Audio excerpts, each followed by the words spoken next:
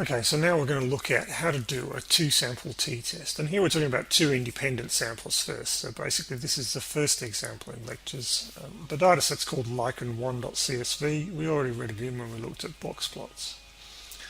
Okay, how do we do a two-sample t-test? Well, firstly we go to statistics. It's a means test, so we look under means. And there we can see a whole bunch of possible options. The one we're interested in here is independent samples t-test.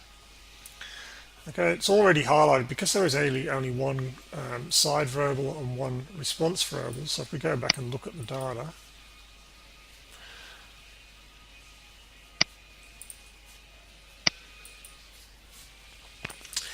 you can see the format of the data is that we've got basically the side listed as a character variable there, and the lichen measurement there all the way down to 40 trees on there. So when we went back and we did statistics means independent samples t-test, the side variable is indicated and the lichen variable is indicated.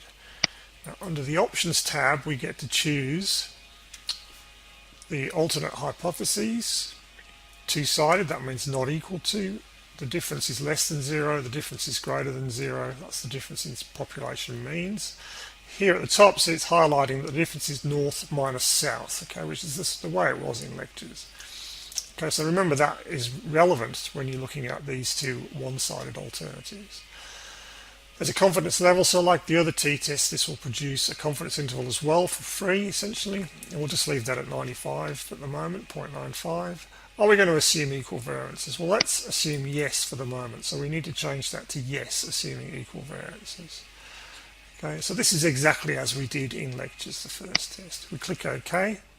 And you can see down the bottom again in blue writing, it says two-sample t-test.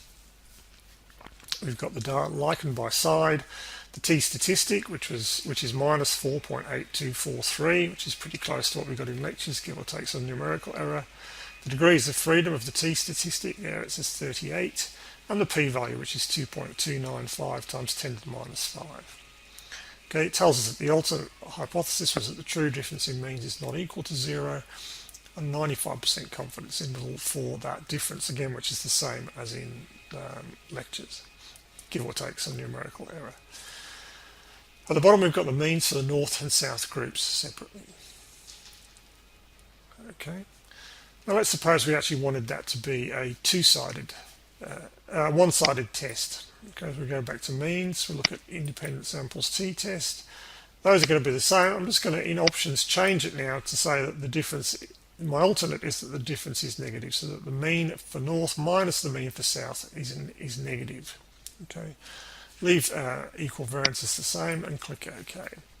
You see we get exactly the same value now of the t-statistic and the degrees of freedom, but the p-value is about half what it was before. Okay, and it tells me that the true difference in means is less than 0 is my alternate hypothesis there. Okay, we can do it the other way just quickly. Go back to independent samples, options, difference greater than 0, click OK. Now we get a p-value that's basically 1, because remember that we're asking that whether there is evidence that north is greater than south, but even in our particular sample north is less than south, so there's going to be no evidence that north is greater than south when north is already less than south, and everything else is highlighted as before. Let's just look at the one last example. Let's look at independent samples again. Options. Let's now not assume equal variances. We'll go back to the two-sided test. Okay, let's now go back to not assuming equal variances. Now in our commander, this is basically usually the default. Okay, so we'll go back to that form. Okay, now if you remember, the t-statistic is calculated in a slightly different way. It actually turns out to be very similar here, and the p-value turns out to be very similar. But the degrees of freedom is now not an integer. Remember, that's because we had that rather strange formula for the degrees of freedom. So this is called a Welsh two-sample t-test, where it estimates the degrees of freedom differently.